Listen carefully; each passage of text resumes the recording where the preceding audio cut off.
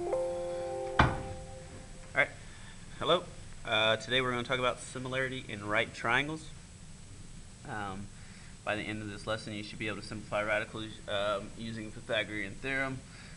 You can explain what the geometric mean is. You should be able to find the geometric mean between two numbers. And you should be able to separate a right triangle into three similar right triangles and match up their corresponding parts. Okay, so that's what we want to do by the end of this lesson. We're going to talk about Pythagorean theorem, which deals with squared numbers and actually square rooting numbers as well. So let's start by reviewing how to simplify radicals. Alright, remember there are a couple of different ways that you can do simplifying radicals. I like to go just a number tree. I feel like it's less thinking, kind of more natural for me. So remember the number tree, I'm just trying to find two numbers that multiply to give me, in this case, 147. I know that this number is going to be divisible by 7, so I'll say 7, and then that gives me 21. Okay, 7 is a prime number, so I know I won't be able to break that down any further. 21 breaks down to 3 and 7. Okay, alright. And then once I'm done doing that, I don't have any more limbs of my number tree that need to be factored. I take my pairs. I have a pair of 7s that goes on the outside, and then 3 by itself, so it stays inside. Okay, so you have to have a date to go out. Okay, 3's by itself. Okay, I'll do the same thing with 320. So 320, just looking at it, I know that means 32 times 10. Okay, you can do whatever numbers you want to. 32, that breaks down to 16 and 2. 2 is prime, so I'm done. That one. I know 16 is a perfect square, 4 and 4. Okay, I'll circle those because I have a pair. Okay, and then 10 still needs to be factored, 5 and 2. Alright, so I have a pair of 4s that goes on the outside. I have a pair of 2s, they go on the outside. Then I have 5 by itself, so it stays inside. These two numbers are on the outside. I'm going to multiply. 8. 5 on the inside by itself stays the same. So 8 radical 5 should be my answer here. Okay. And then last one, for simplifying this radical. Now we're not doing the number tree, but we're multiplying or squaring a radical number.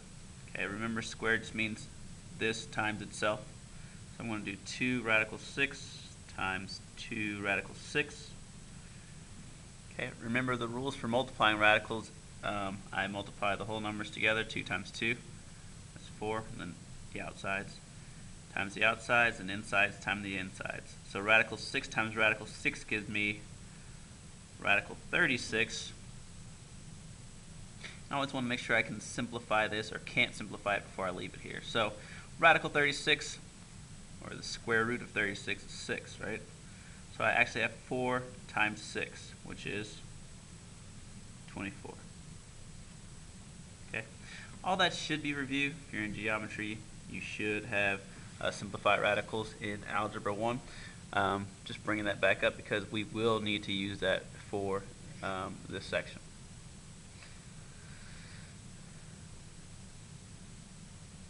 Okay. Now, let's use the Pythagorean theorem to find our missing parts. Remember, the Pythagorean theorem works in right triangles. We call our legs A and B. Doesn't matter which one you call A and B. And we call our hypotenuse C. So if that's how we label our sides, then the Pythagorean theorem says A squared plus B squared equals C squared. Okay. So let's just solve this for C. I'm going to plug in the values I know. A is 8 in my case. B is 12. I don't know C. I'll just keep it as C squared. 8 squared is 64. 12 squared is 144. C squared. 64 plus 144 is 208. Now remember, I don't care what C squared is. I want to find out what C is because that's the side C. So in order to find what C is, I need to take the square root of both sides. Okay.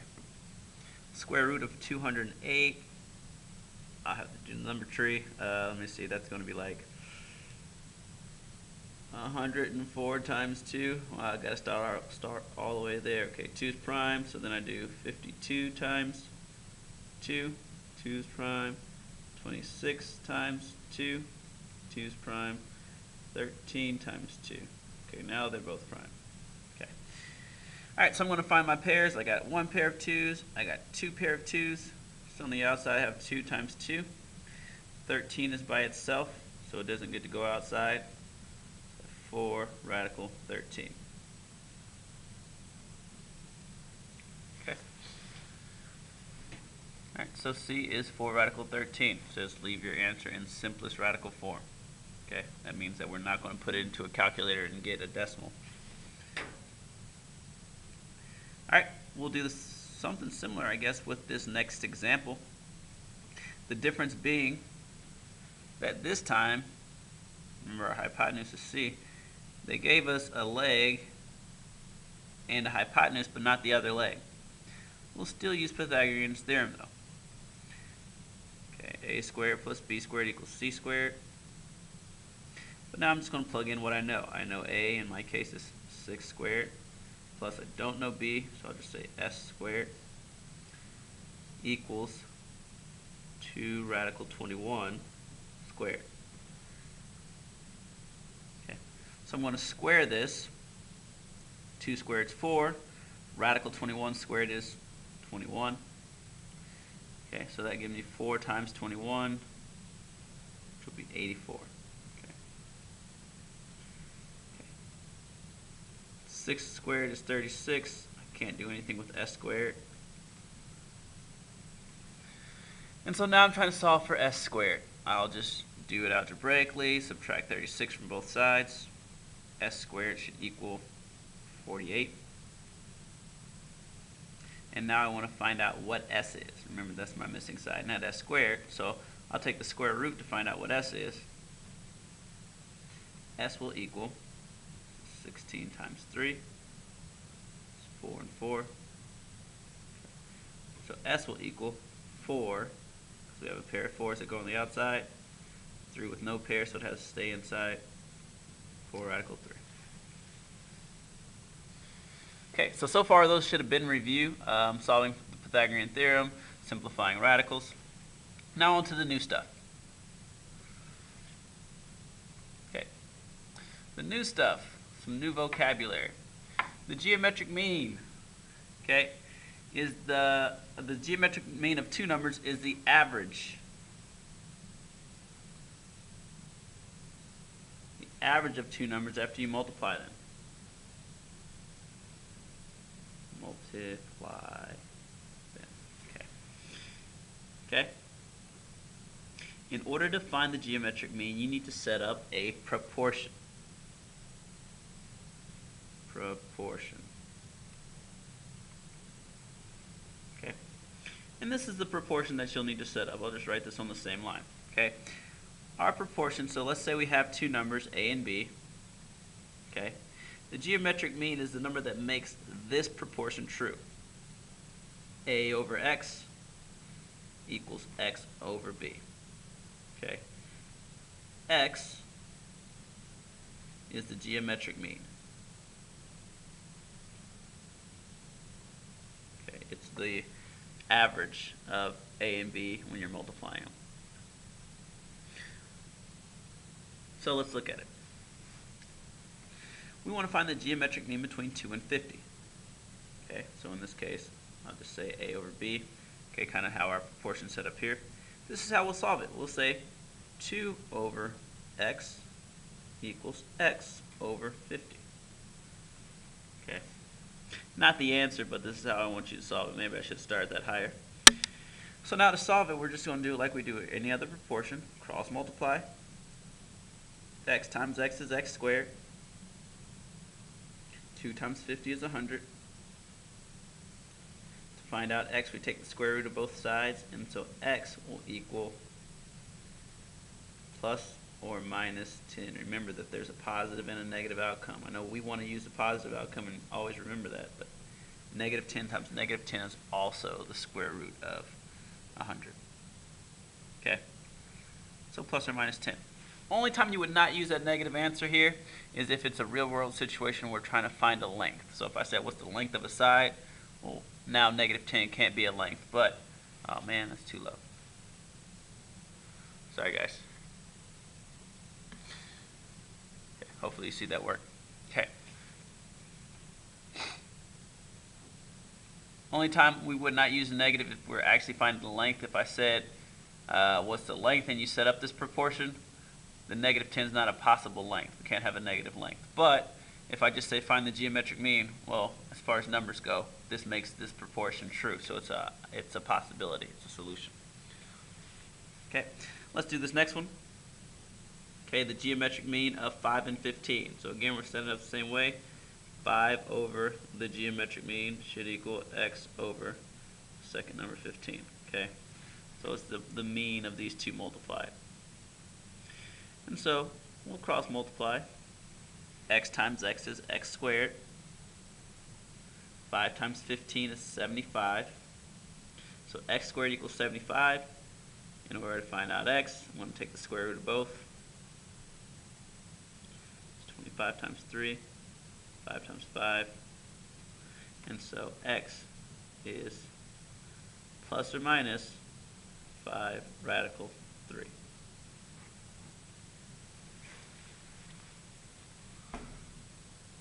Okay, all right, flip to the other side. All right, we're going to spend a couple days on solving ratios in similar right triangles. Okay, and I want to talk a little bit about why these are similar. Okay, all right. I want you to notice as we look at these triangles that there are 3 triangles that we can find, and I'll try to show them off. So first we have this large triangle. Okay, I'm going to try to redraw this so that we can see. Oh, yeah, I'll redraw it here. We have this large triangle. Easiest to see probably. It's here. Okay, we've got a 90-degree angle. We've got A here. We've got B here. This whole side is C. Okay. We've got for right now what we'll call the small triangle. It's easy to see. Right here, I'm going to uncover this H. We'll redraw it here as small. Okay. H is that. A is here.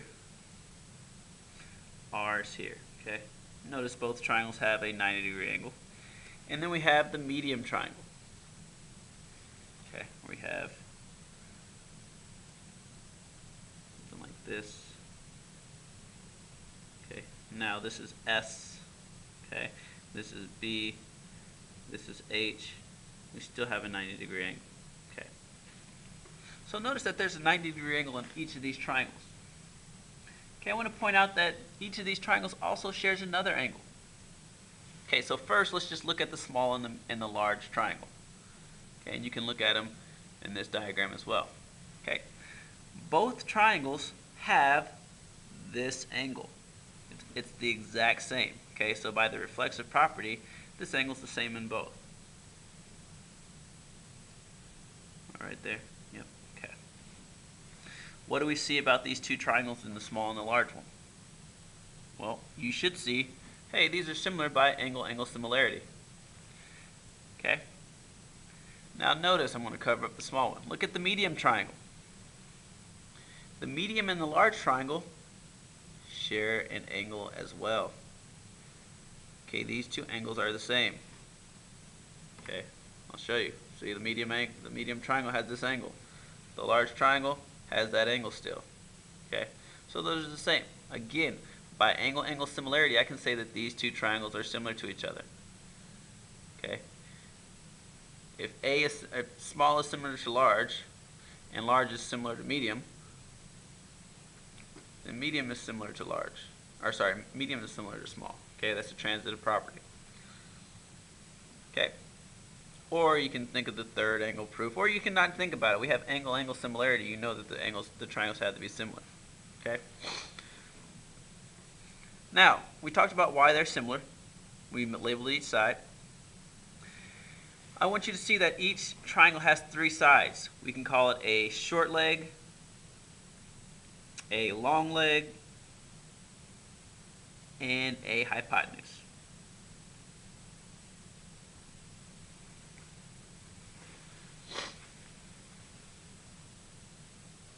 Okay, you see that?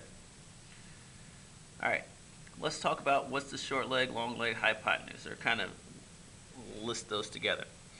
Okay, so first things first, I just want to make sure that we understand that because these two angles are the same, that means this third angle has to be the same as this angle, right? Like mathematically it has to be. Whatever number we plugged in for this one, it would make this one have to be the same in both. Okay, same way here. Since these two angles are the same, that third angle has to be the same. So we see that these are similar triangles. So it can make it a lot easier for me to label my short, long, and medium sides. Okay, so I'm going to call this one across from the double side short in every triangle. That's my short. It's across from the double.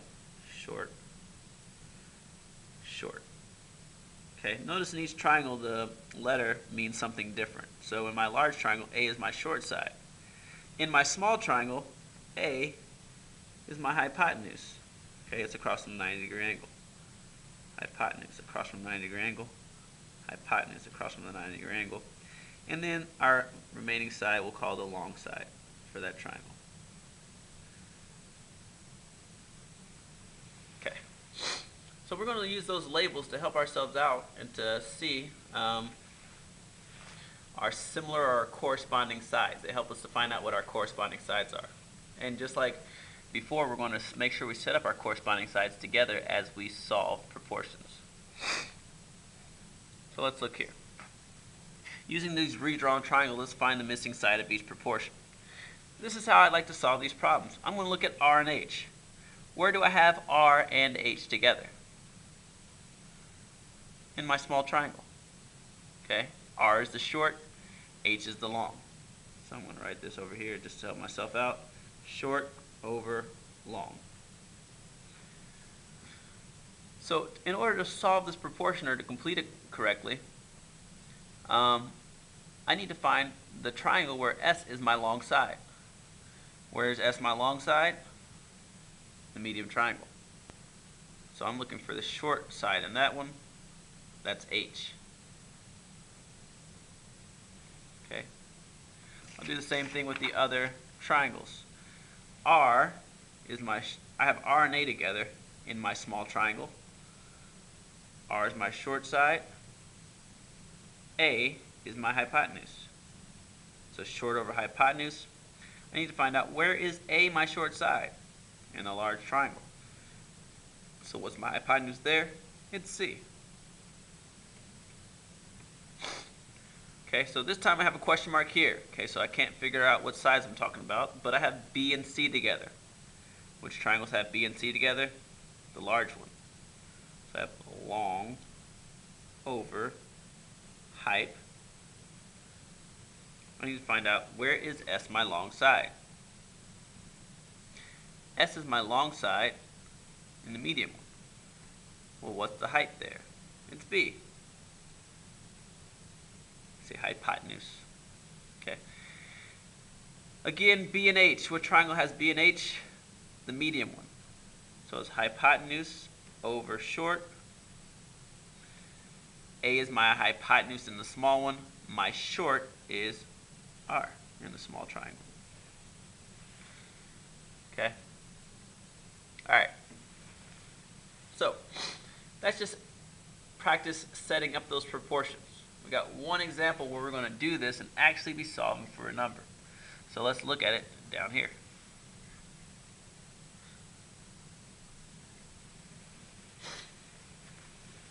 Alright, so I'm trying to find X and Y. So let me redraw these. I'm going to make my dashes here because I know, because I have this 90-degree angle, that I'm going to have three congruent triangles here. Or sorry, not congruent, similar triangles, not congruent. Okay, same shape, different sizes. So I'm going to redraw these triangles. I'm going to just leave their labels as they are now. So I have this one to the left as X, Y, 90. This is 4. I'm going to make 1 dash here. Okay, my medium here, I have y 5. This is double. This is 1. Okay, I'm going to make this 1. Okay, make this double. Okay, and I have my large one. I'll just keep my large one as it is and work off of that.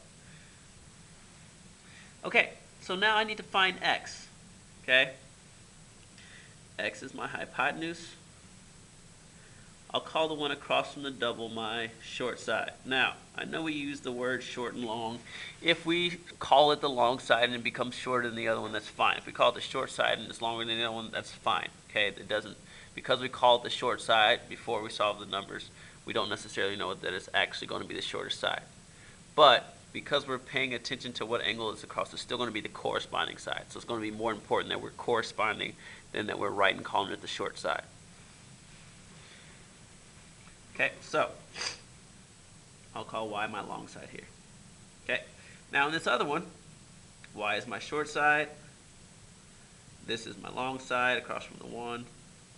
And then my hypotenuse is, well, I don't know it, but this would be my hypotenuse. Okay? Alright, so let's try to set up a proportion and solve it. If I want to find x,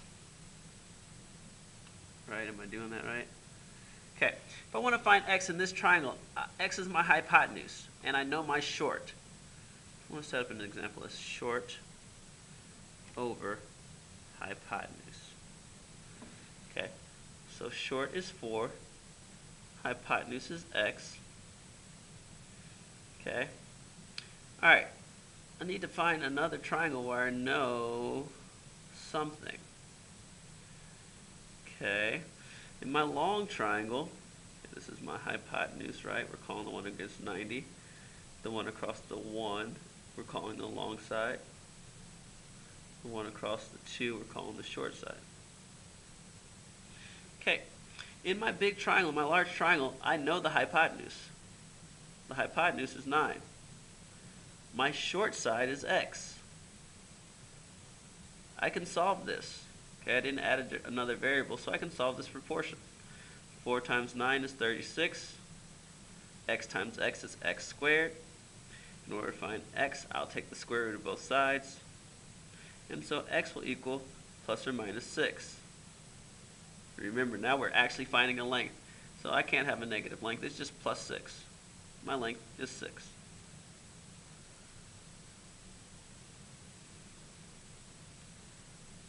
Great. Okay. We could solve for y in the same kind of fashion, but I'll show you an easy way to do it. I guess I'll show you both ways. Okay. Let me show you the proportion way, and then I'll show you an easier way. Maybe. Okay. Here's another way to do it. Looking at y, we have in y's triangle that y is the short and we know the long. So I'm probably going to have short over long for the y. So I have y over 5. Is there another triangle where I know what my long side is? Okay, yeah, in this one. Okay, well I don't know it, but I know that y is the long side here. And my short side is 4. Okay, and so now I have y squared equals 20. Take the square root of both of these. That's 4 and 5, 2 and 2. So I have y equals 2 radical 5. Okay.